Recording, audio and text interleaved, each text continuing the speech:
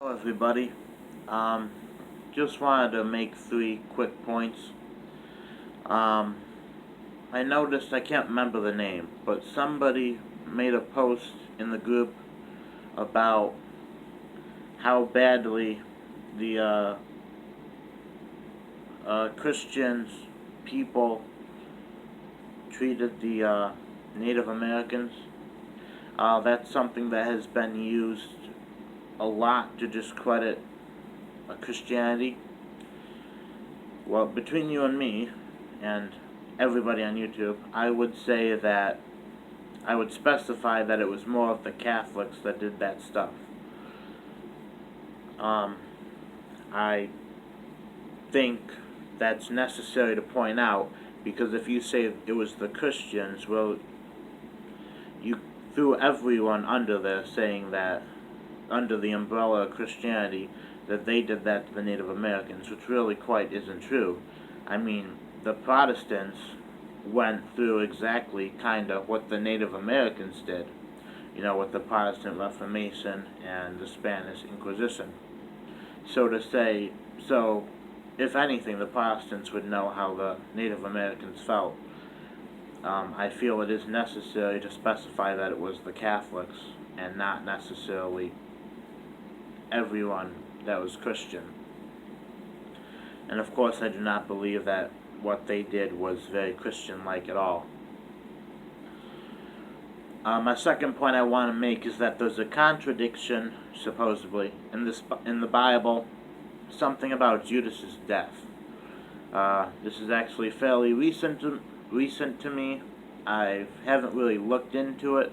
I just kind of looked at the two verses that are supposedly contradictory, and here's what I could come to a conclusion of.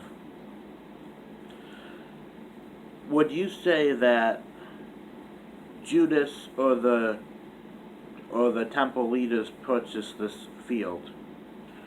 Well, both could be true, because if someone gives me money to buy something, and then I hand the money to the person to actually purchase the thing, did I buy it, or did the person who gave me the money to do it buy it? Well, you could say it goes both ways. So that, and especially from the gospel writer's perspective, you could see two people saying, well, Judas bought it, but the temple leaders bought it too. That part I don't really think is a contradiction. The part that really got me was how it says he died. Judas hung himself. That's kind of the way you'd always depict it. But this verse says his stomach burst open or something. I believe the stomach bursting open is most likely the birds. He hung himself and the birds came and ate him, and all his guts are spilling out now. Grotesque stuff. But the third and main point I wanted to get to is that somebody left a comment. Their username is simply username. It's been edited, so let me know if I'm saying this right, if you happen to see this. It says, and this is a comment left on my Types of Atheists video. It says, quote, I'm an evidence atheist, and here's the example of evidence I'm looking for. Gravity, it is omnipresent, eternal, neither matter or energy, and beyond calling it a force. We don't know how it works.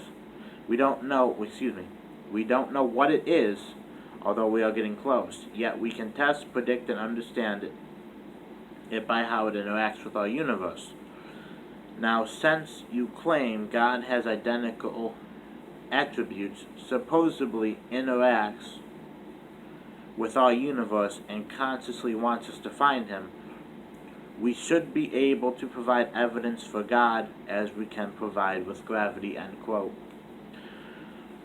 Well, yes, God and gravity certainly are necessarily non-material, omnipresent, eternal.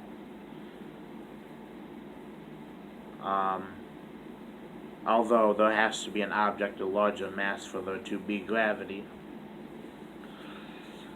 or at least something of different size.